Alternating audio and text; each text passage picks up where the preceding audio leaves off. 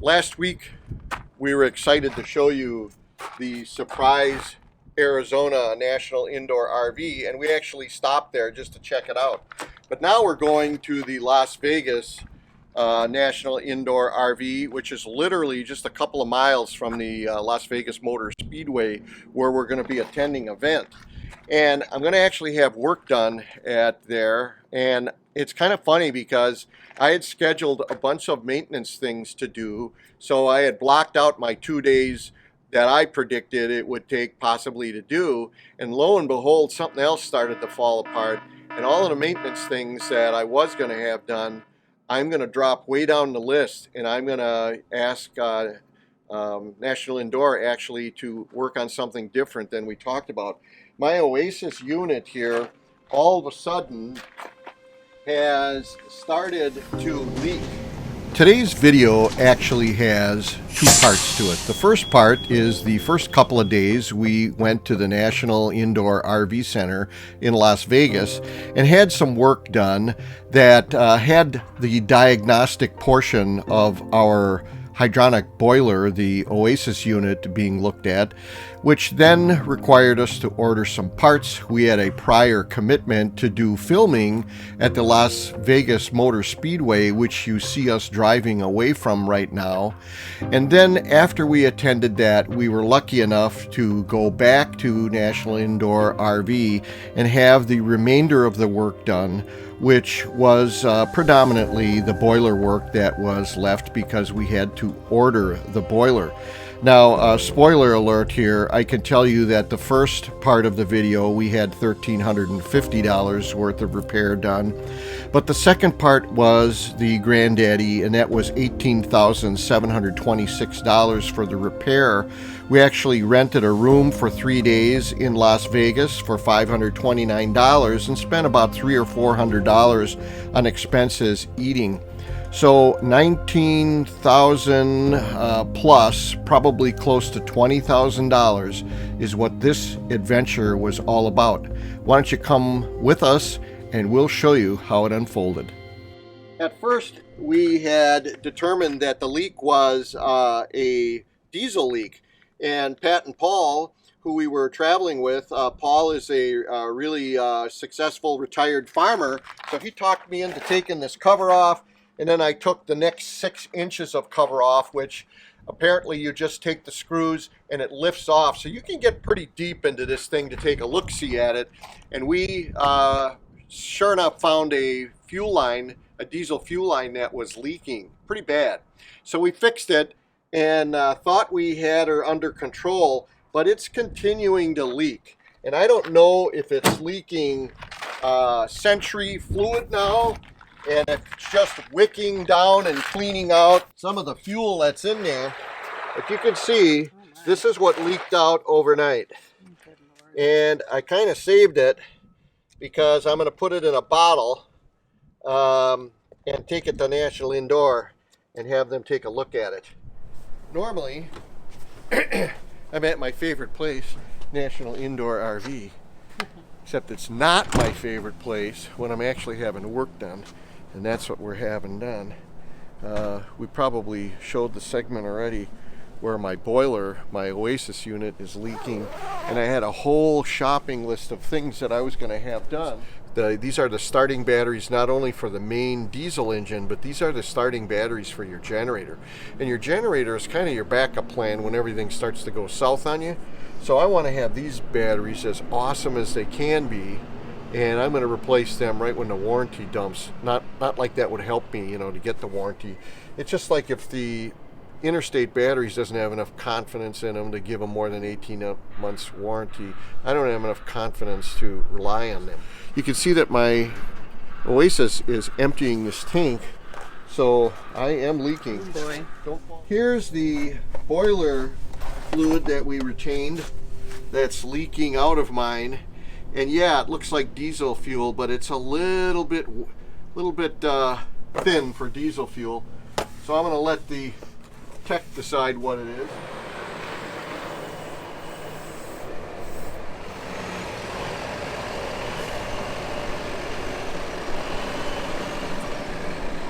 The worst thing about having your RV break down is not only having it break down, but not being able to A, get in to get it fixed, and B, having someone smart enough to figure out what's going wrong with it. We kind of expected the worst. We have a 2014 Newmar Dutch Star, and we started to have problems with our hydronics heating system. Yeah, I'm wondering why you're pointing the microphone and camera at me when you're talking. Because you look better than I do. Oh my God, Mark.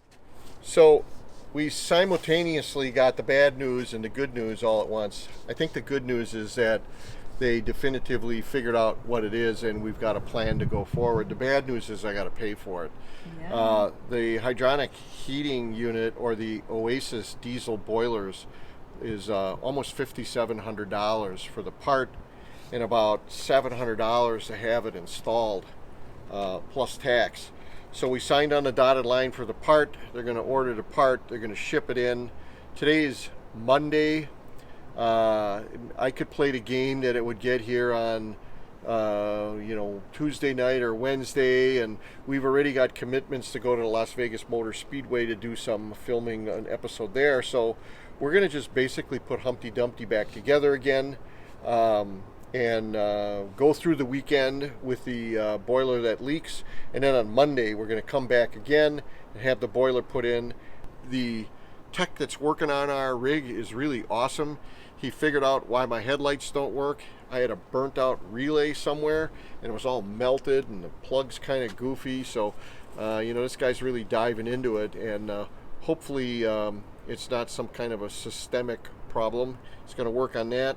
The beauty of this place having the depth of parts that they carry, when you have an operation this big, they know what goes wrong on rigs over the years, and mine's a 14, and my door hinge is getting loosey-goosey and sloppy. So when we open the door, it doesn't stay open, and it's the wind mechanism to keep it from wrapping around the front. But when you can't prop it open, that presents its own problems. So they had that part in stock, which was kind of amazing to me. So I'm having them put that on. Then I'm having the SCA, I think it's called, the pH balance checked in the radiator, and if that needs to be some additives changed or added, they'll do that. Something else I'm having done, but it's escaping me at this moment. Come here, Sue. I want to show you something that I think is an improvement on the way some of the other national indoors have been set up. If you'll notice here, the desks that are over on this side, that's actually the different service advisors that you talk to when you come and have your rig worked on. Mm-hmm. But the beauty of having the parts department literally right here in back of me, these gentlemen that are at these computers, is that the service advisor right away can talk to these guys over here and say, hey, we want to make sure we have the parts for so-and-so, especially if the parts were pre-ordered or something like that. But it also makes it handy for me. For instance, the first gentleman here I ended up talking to see if he had starting batteries for me in stock, and sure enough they do. So if they have enough time on my service ticket right now that I'm working on, I'm going to have them throw some batteries on. The second guy over, as we speak, he's checking to see if that scissors mechanism that's up on the top of the entry door that's made by PTL, it's kind of a problematic mechanism. Granted, ours is a 2014, looks like it's an OEM part. We're going to see if they have that, and if they do, I'll buy it and I'll either put it on myself, or what I would prefer is to have them put it on. But once again, I don't want to load up my service ticket and get things done that I could do myself versus, the boiler issue. Is we just discovered what all of these computers are here, and we intentionally picked this time to film because it's lunchtime and everybody took off to go to lunch, so it's nice and quiet in here. But we talked about a little bit, and there's a reflection in here, but we talked about that this first row of people that you encounter when you walk through the door from the outside. That first row of people actually is your service advisor, and that's the face of the customer and the company, National Indoor, meeting for the first time there. And that's the person that writes up your order and takes all your particulars and goes out to your coach and, you know, scans in the mileage and all that kind of stuff. The people directly in back of me, we talked about before, they're the parts department, and they can work with the service advisors here along the first row that you talk to and kind of keep your project rolling. But the real magic happens right in back of me right here. And as it turns out, that this here is a completely different setup. It's a prototype apparently for National Indoor, and they've been operating it since September 1st, and it's the first rollout of this style of operating for the company. So this area over here is called the production department, and the beauty of that is it separates the service advisor and the customer experience from the service coordinator and the workers, so that they can concentrate on getting your billing accurate and correct. They can make sure all your parts are being organized and ordered and everything. I'm sure they're working with this department, and they can basically just work with the flow, the production, so to speak, of getting your coach repaired. Don't they coordinate the technicians too? They coordinate the technicians and all the different departments and everything. And I can tell you that we've had our rig repaired at the Dallas facility, one of the original Phoenix facilities, not the new one, and the majority of our work was done at the Atlanta office. And we can tell the difference already, that this job and the service advisor job was a combined job always. And I always felt bad every time I would jump into the office and I wanted to talk to my advisor about something. I could tell that I was kind of screwing up the workflow of maybe even my job, much less anybody else's job. So this is a big improvement as far as we're concerned. I can tell you this, it's a tremendous investment in manpower. There's probably 1, 2, 3, 4, 5, there's probably about 6 guys there.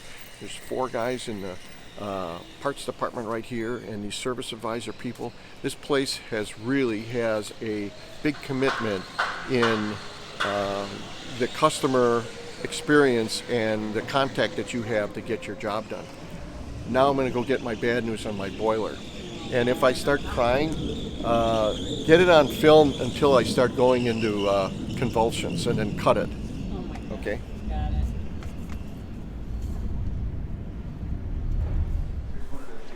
Yeah. Need some Kleenex, Mark? I noticed you have Kleenex. Yeah. That's perfect. Yeah. Can you believe this? They put the Kleenex out before you get the bill, Yeah. or the estimate.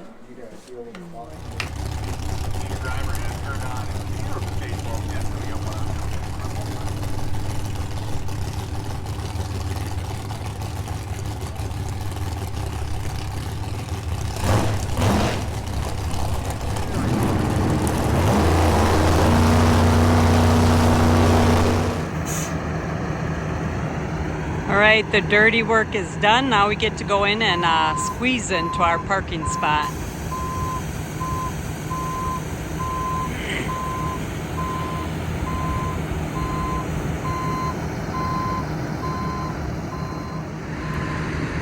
I'll open the gate, honey.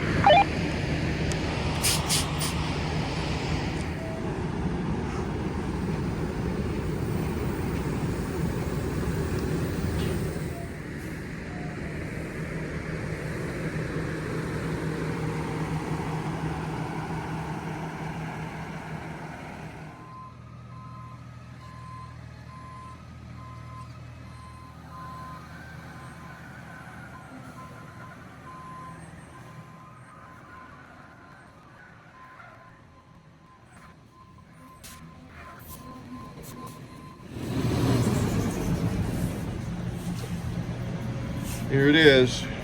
Here's what's going in. The space shuttle. So it's about 9 a.m. in the morning. We're starving. It's November 1st, 2022. And we're taking a quick clip here because I'm sure I'm going to include this in my National Indoor RV segment because we're having some major repairs done.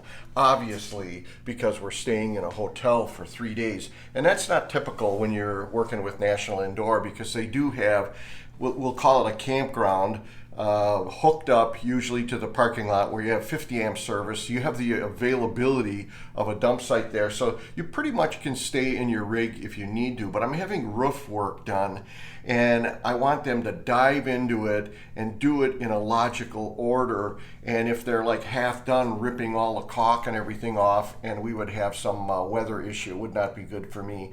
So they suggested I do it. They didn't demand it, and I said, you know what, I want the best job done, so that we're going to do this.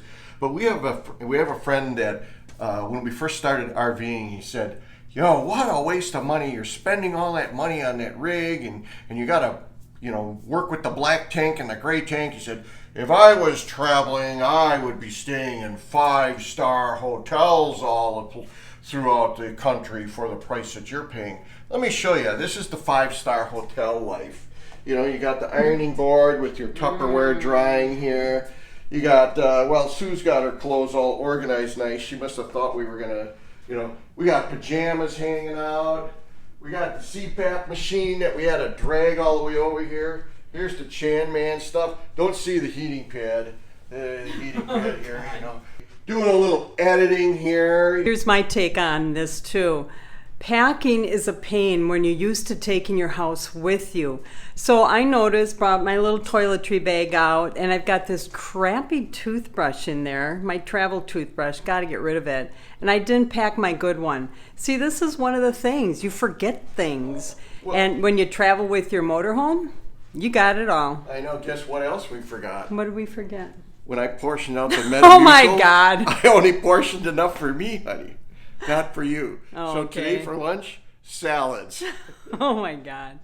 All right, now we're ready to go. So our rig, Myles, is down on this far end here in one of the service bays getting work done. But in the other area, if you cross past the line where there's no customers allowed, this is kind of the body shop prep area here, and then I think as you travel back it gets more and more serious and more ready to have some work done. Well, I got to the end of the paint bay area here, walked down, and sure enough they have a giant paint booth that they invested in to be able to do the fancy repairs and fancy paint work that needs to be done when you're a motor coach dealer and repair facility. Perfect working conditions for a tech. You look at this floor, you could eat off this floor. Very smooth for turning the tires. If they need any ladders or if they need a scissors lift, they just drive it over here. Lots of room above them to work, and they have conditioned air coming in via the vents here. So this is like a dream tech job come true. And you know what? Happy life, happy wife, happy RVing, good qualified happy techs. This side of the NIRVC shop is the chassis area, and that in fact is where we are right now.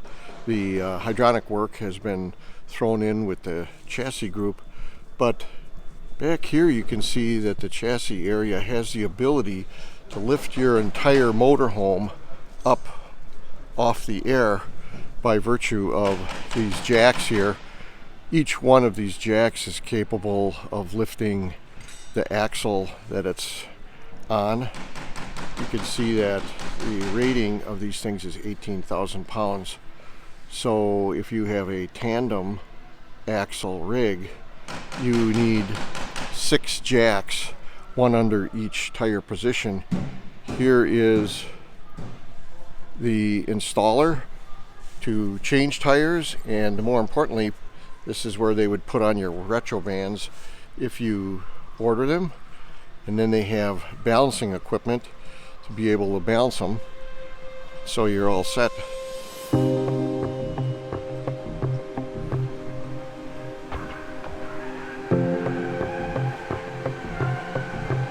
Who said Myles couldn't go fast enough to squeal its tires?